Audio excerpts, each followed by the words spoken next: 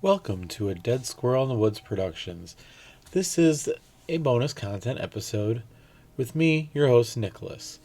And thanks for listening.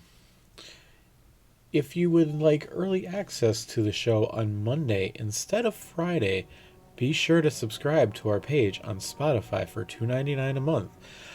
Otherwise, we can be found on YouTube and iHeartRadio with new episodes premiering on Fridays.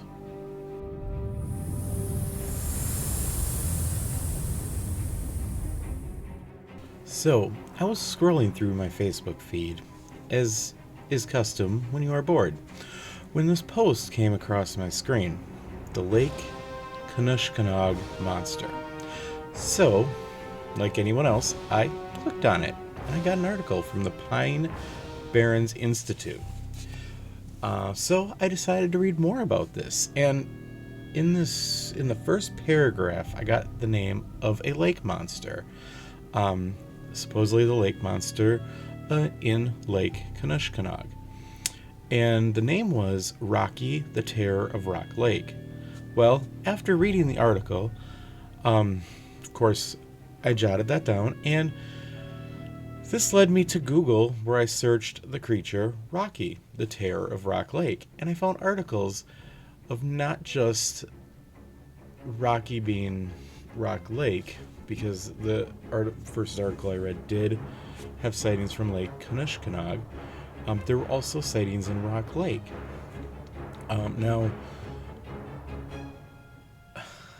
So, of course, I dug a little deeper and got the sightings for Rock Lake. But another interesting find, when I looked up Rock Lake, I got underwater structures that are said to be man-made. So this intrigued me as well, and this is another thing going on at Rock Lake. So there seems to be a lot going on with Rock Lake, and Lake Kunishkanog is got a connection to them as well. So, from the information I found, it seems like it could be the same creature. So, I'm going to tell you the tales from Lake Kunishkanog and Rock Lake, and then we're going to finish with some underwater structures on the bottom of Rock Lake. So join me and let's dive into the mystery of Rock Lake and Lake Kunishkanog.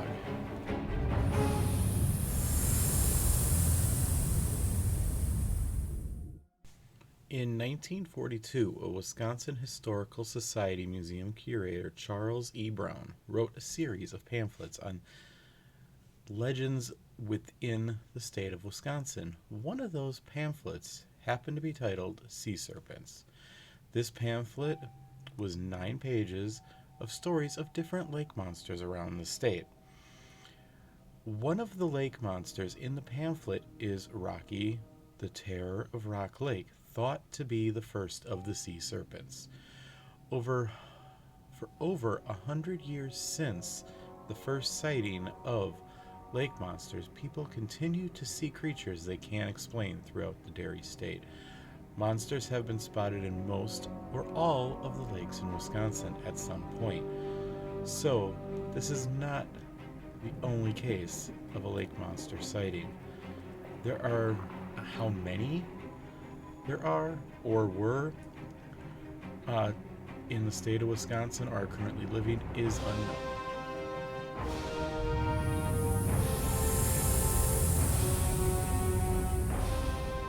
So where is Rock Lake and Lake Kunishkanog? Well, that is a good question. Lake Kunishkanog is located near Whitewater, Wisconsin, whereas Rock Lake is located by Lake Mills. They are connected through Rock River. There's a bunch of other little branch offs in there. There will be a map up on the screen for you to kind of see where they're at. So now that we kind of have the geographical location, fun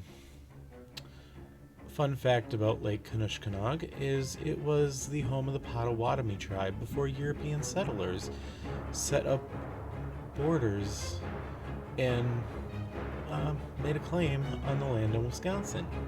Camps and villages could be found alongside the rivers and lakes throughout Wisconsin. Um, so, a lot of these lakes are connected through a bunch of different rivers that branch off.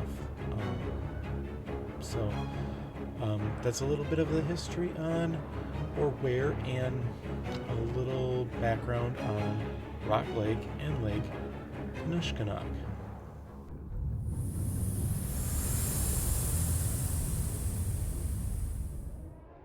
The first sighting on Rock Lake was in 1867 by a man named Herbeck. He claimed to have seen a large lizard swimming in the lake, and at one point he claims to have encountered it on land. He claimed it was hiding in the reeds and desert vegetation along the shore, and as he walked by, it hissed at him. To add to this, other witnesses reported a large, thick creature that appeared to be a serpent under the water. Around this time, a mystery animal was known to break the water's surface and hiss aggressively at onlookers that were too close to the shore. So it sounds like Rocky was not a very social lake monster. Near the end of the 1870s, R. Hassman spoke of encountering a beast that was stationary and close to the shore. He stated he thought at first it was a tree branch, but as he got closer, he could tell it was a living creature. Upon noticing this, he did as any one of us would do. He stabbed it with his walking stick. Yeah, I don't think that's the first thing I would do, but, to each their own. So, as you can imagine, being stabbed, this sprang Rocky to life, and she thrashed about, and Hassman, for some reason, grabbed a makeshift spear to try to hold it there. What the purpose of that was, he was alone, I don't know, but it proved useless, and Rocky dove back under the water to the middle of the lake. Hassman said he couldn't hold it anymore, and that Rocky had the hold of an ox. I guess he just wanted proof to take back to everybody what he saw. Now, the most famous tale from Rock Lake comes from 1882, from two men, Ed McKenzie and D.W. Siebert. They had challenged each other to a boat race. I guess in 1882, that was what qualified as fun in those days. The first one to make it across the lake would be declared the winner. Sounds simple enough, right? Well, now, as they raced to the other side, one of the men noticed what looked like a trunk or large tree limb on the surface in their path. As they saw this prompted them to slow down, continuing to float to the object. All of a sudden, a large neck and head rose up out of the water and hissed at them and dove back under the water and was gone. Or at least they thought it was gone. When the head broke the water again next to Siebert's boat, Siebert would swing his oar at the creature and dive back to into the water. Now, as the struggle continued on, after some time, John Lund heard their shouts for help, and he saw what was happening, and he would form a group of men on the shore that would jump into the boats that were available to make their way out to the scene. As they got closer, a man named Wilson would raise his shotgun at the creature, as if it knew what Wilson's intent was. It turned its head and hissed and showed its teeth, diving back into the water. The creature did not resurface, but the group, and this group was a smart group, knew that it would not be best to wait for it to return and made their way back to shore.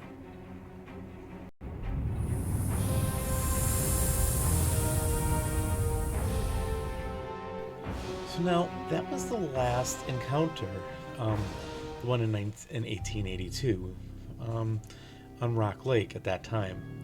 Now, a theory is that Rocky moved to Lake Kunishkanog. Well, that would fit with this 1887 tale from November, when two men encountered something unexplainable.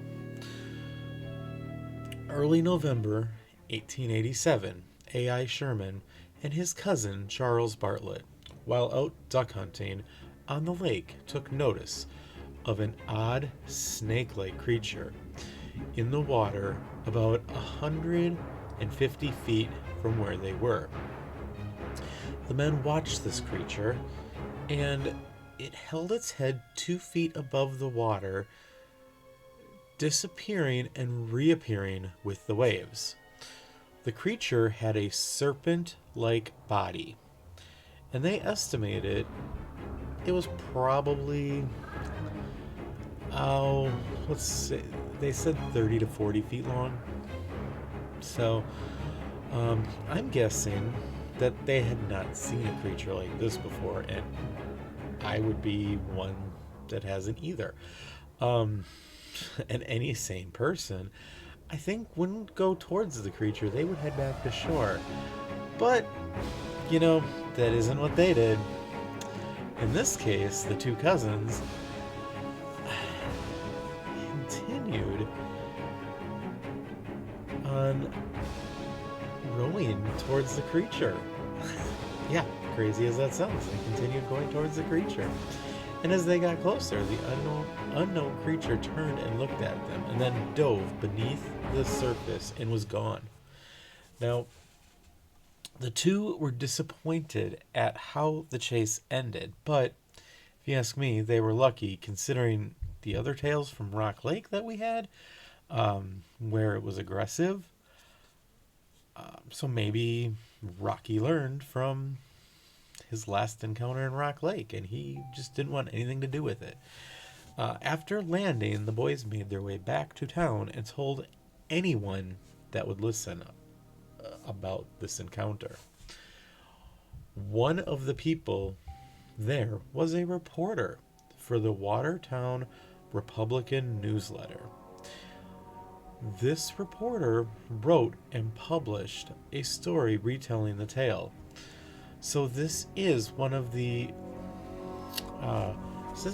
sightings that has been preserved in and is part of Wisconsin history. So so after this, of course, you would imagine people went out there and they claimed to have had encounters too. An unnamed fisherman reported a large creature got stuck in his net and managed to break through them. The fisherman did not see the creature with the murky waters. Some think it's the monster, so Rocky, and, well, you have your doubters too, and they say it was just nothing but an oversized muskie in a weak net.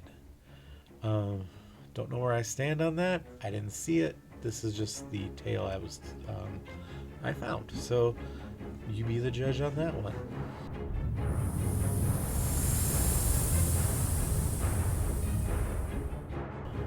Now, I mentioned that there is a legend with this lake monster, Rocky, with the Potawatomi Indians of while they were at Lake Kunoshkonong.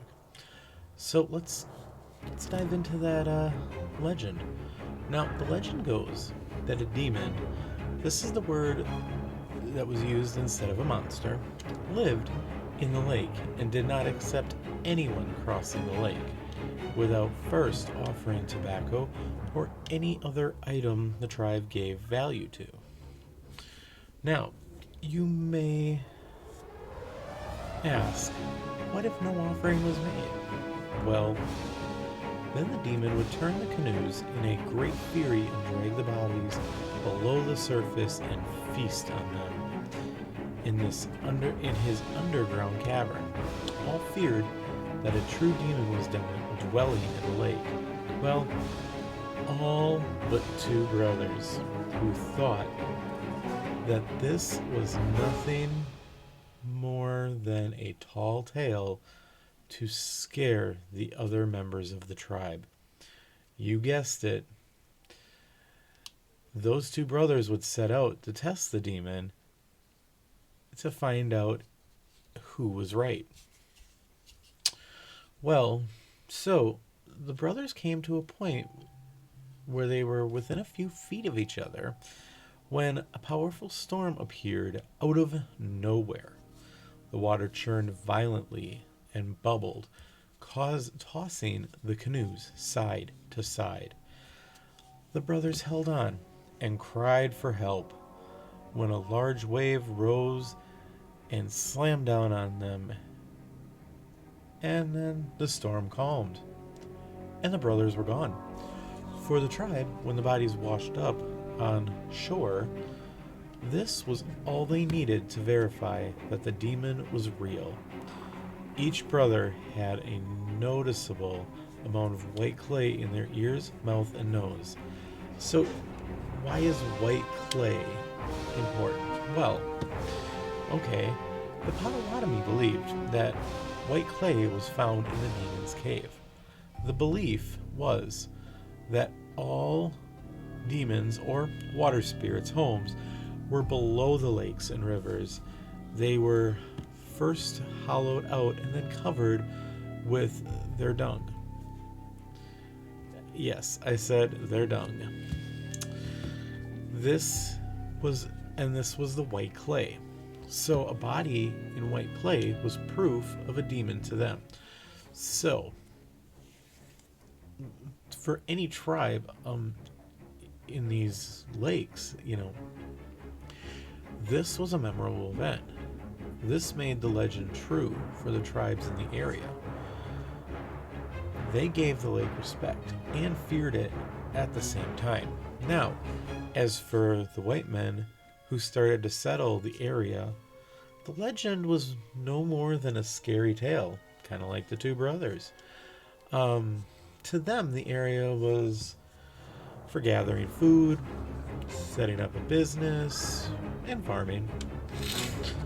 As time passed, the legend of the Lake Kunoshkonong demon faded and was not in the minds of those that lived there. Over time, some say it moved to Red Cedar Lake or Lake Ripley, and we did talk about Rock Lake as well. Well, that is the Rocky, the Terror of Rock Lake legend. Was Rocky really there? Was it folklore? Was it a tall tale? Was it fake? You decide for yourself what you think.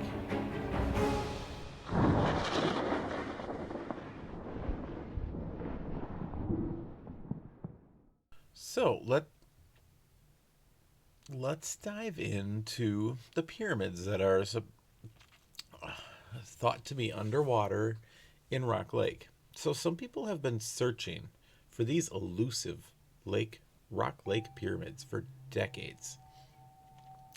There are claims of seeing a man-made structure while debris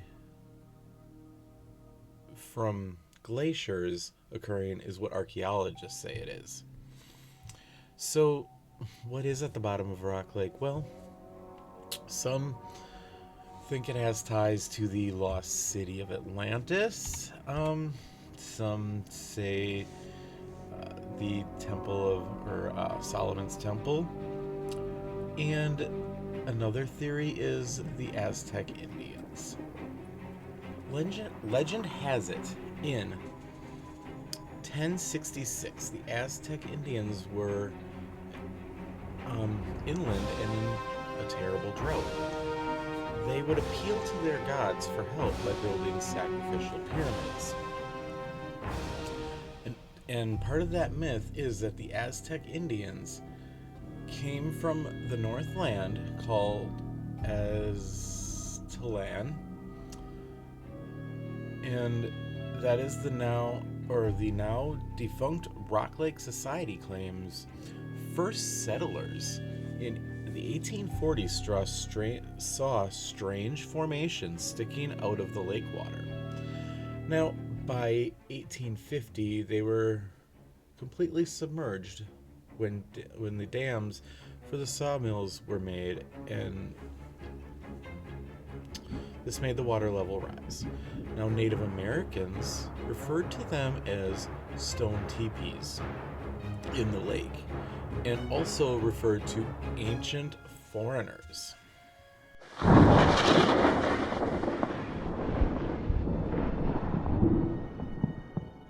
There are writings of the pyramids being rediscovered in 1900 by two duck hunters, Claude and Lee Wilson. These two men are cousins, and at the time, the lake was very clear, and low rainfall had the water level below normal. The two brothers saw a large stone structure beneath them. Now, they were able to touch the top of it with their paddles. Word spread. And as you can imagine, there was excitement. So the residents got in their boats and went to see them. They are described as tent-shaped structures made from small rocks about 100 feet long. Some of the boys even dove in and were able to touch it.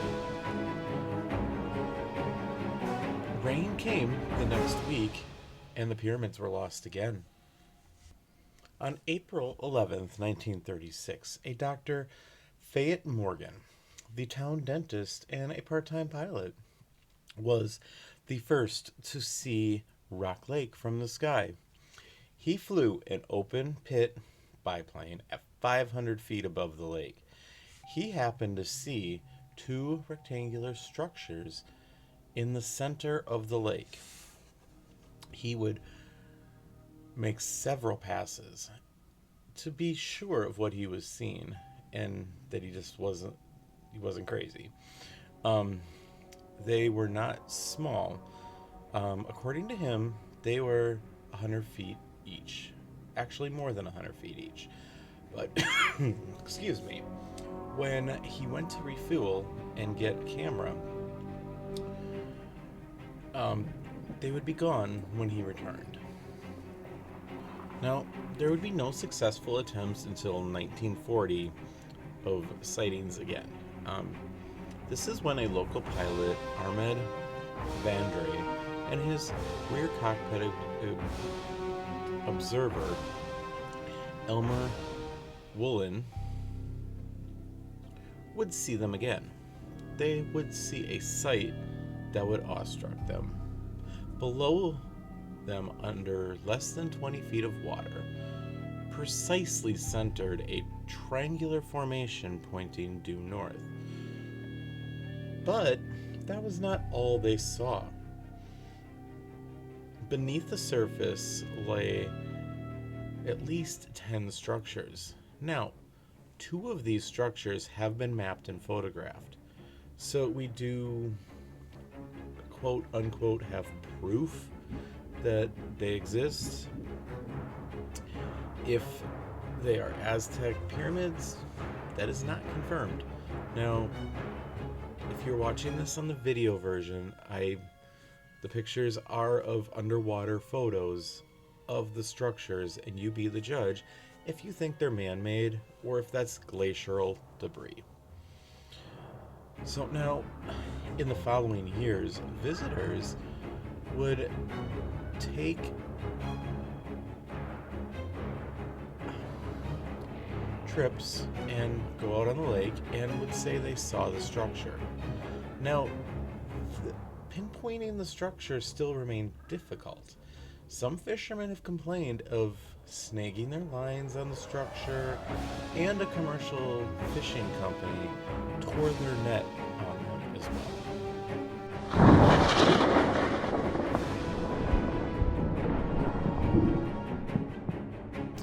In the summer of 1937, Max Eugene Noel, a Milwaukee native, decided to test his new experimental diving equipment. This, of course, was the first scuba gear. He found a tall conical stone shape during a dive that he thought was man-made. He says the pyramid rises up from a 36-foot bottom to about 29 feet high. The construction is a smooth set stone in a mortar with a greenish thin scum covering it. Now, there is one doubter of prestige that I found. Now, if you were to ask Madison's Rick Kruger, not Freddy Krueger, Rick Kruger, one of Wisconsin's top underwater detectives, well, he thinks that it's just a tall tale, and there is no basis to this. Well, that's his opinion, and we all are going to have our own opinion. You're going to have your believers and your critics. Now, he says you can look at you can look all you want for pyramids and other man-made structures out here, but all you'll ever find is piles of rocks left by the glacier 10,000 years ago. I've talked to people who say they've seen the pyramid, but no one has the GPS coordinates. If he is to believe that they are there, he wants to see them himself. And he does have a lot of experience with that lake. He has worked with pyramid chasers, and he has helped the police find drowning victims and sunken cars for nearly 30 years, and he has not seen a pyramid.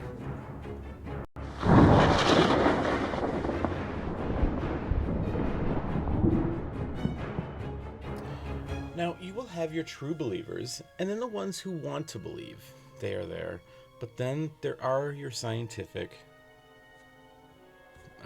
type that want proof. From my searches and the pictures I found doing this research, it looked like smoothed out stone. It looked man-made to me. I am no expert on what is man-made, what is glacier movement, but to me, it sounds like there could be pyramids there. Of course, I would never go scuba diving to go look at them. I will look at the pictures. If it is Atlantis or the Aztec, I don't know. Now, there's strange things seems to be happening in Rock Lake, and people see things that aren't there. So there's that too. Now, ice fishermen have had issues starting chainsaws that started on land. Scuba divers looking to film underwater pyramids have issues getting their cameras to work. Now, Mary Sutherland, a researcher, says the lake has an area that is bottomless. There is a theory that this is the home to a multi-dimensional portal, and UFOs are frequently sighted going in and out of the water. There is little evidence of this other than grainy sonar images and tales told over the years. So, whatever is there is still a mystery. But, you know, you be the judge. I put the pictures up. You decide what you think. This has been a Dead Squirrel in the Woods Productions. This was edited by me, Nicholas. And thank you for listening. And be sure to check us out on our socials. Follow us on YouTube. Hit that subscribe button to be notified. And we are also on Facebook, and we have a website.